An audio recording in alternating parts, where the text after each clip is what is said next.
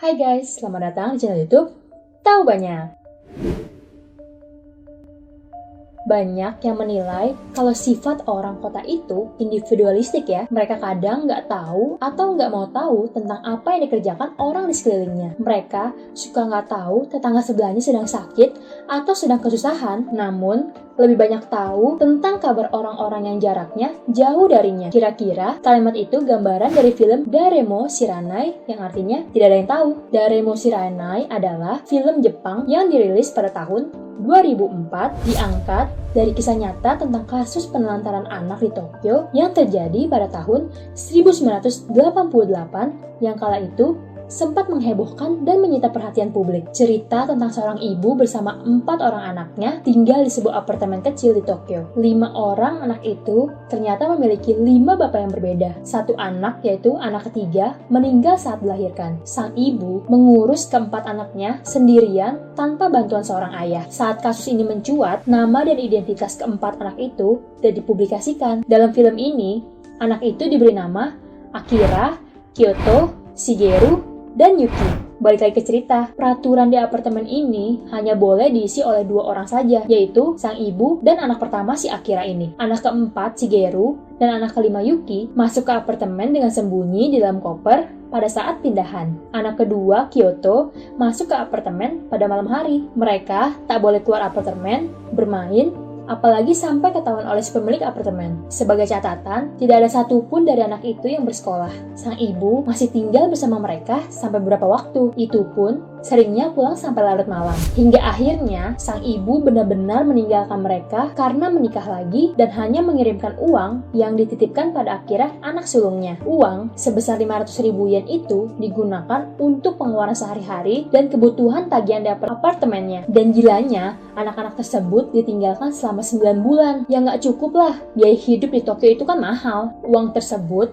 hanya mampu bertahan sebentar. Hingga lama-lama uang pemberian dari ibu mereka habis. Air di apartemen gak mengalir lagi, gas gak ada, listrik pun terputus. Untuk makan, setiap hari mereka mengandalkan makanan sisa dari toko kelontong dekat apartemennya. Untuk minum dan mencuci, mereka mengambil air dari keran yang ada di taman. Tiap hari, hidup mereka semakin sulit. Pada bulan April tahun 1988, kisah tragis mereka alami. Anak yang paling kecil, si Yuki, meninggal. Ada perbedaan cerita di film dengan beberapa artikel pada kasus ini yang aku dapat. Kalau di film, Yuki meninggal karena terjatuh dari kursi saat bermain di rumah. Kalau di beberapa artikel, Yuki tewas karena diserang oleh kedua teman Akira. Niat bercanda, bullying, tapi mungkin kelewat batas kali ya. Saat kejadian, Akira tidak melihatnya secara langsung. Di awal film, Akira sempat memiliki 2 teman yang dikenalnya saat bermain di game center, tetapi temannya ini membawa pengaruh buruk kepada Akira. Kita sebut saja si A dan si B. Akira sering menghambur-hamburkan uang dan diajak mencuri oleh temannya. Walaupun Akira menolak, pada akhirnya Akira ditinggalkan kedua temannya. Memang di film, kedua teman Akira ini tidak diceritakan menyerang Yuki hingga meninggal. Lalu, apakah kedua teman Akira di film ini pelakunya?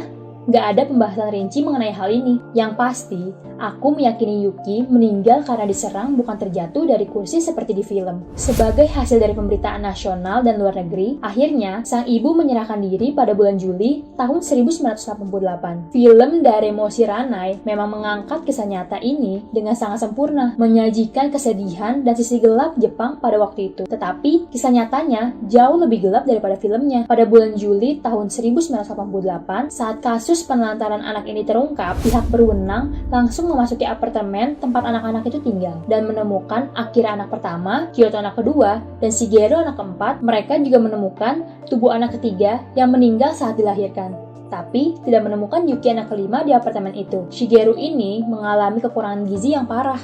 Dan kisah ini nggak diceritakan di film. Kalau di film, mayat Yuki yang meninggal karena jatuh dari kursi dimasukkan ke dalam koper yang kemudian dibawa oleh Akira dan teman perempuannya untuk dikubur di sekitar bandara. Karena di film, Yuki sangat ingin naik pesawat terbang. Sedangkan di dalam kenyataannya, mayat Yuki dibawa oleh Akira dan dibantu temannya si A untuk dikubur di hutan Chichibu. Temannya Akira, si B, tidak ikut. Pengakuan Akira dan si A mengatakan bahwa si B lah yang benar-benar membuli Yuki hingga kehilangan nyawanya. Si A dan si B dikirim ke sekolah rehabilitasi atas keterlibatan mereka dalam kasus kematian Yuki. Akira juga tidak lepas dari jeratan hukum karena membantu pembuangan mayat Yuki. Bulan Agustus tahun 1988, Sang ibu dihukum 3 tahun penjara. Setelah menjalani hukumannya, sang ibu memperoleh hak asuh atas anaknya kembali. Wih, tragis ya. Untuk kalian tahu, tahun 1980-an, eranya Jepang memimpin ekonomi dunia loh. Bahkan, Amerika pun mereka lewati. Dan kisah ini mungkin adalah konsekuensi dari perubahan tersebut. Biaya hidup menjadi mahal di kota besar sekelas Tokyo, menggambarkan realita kecil dari ledakan ekonomi Jepang. Gimana? Apa kamu mengetahui hal baru dari video ini? Bantu kami yuk untuk mengembangkan channel ini, agar kami bisa terus menghadirkan konten-konten yang menghibur dan bermanfaat. Terima kasih. See you!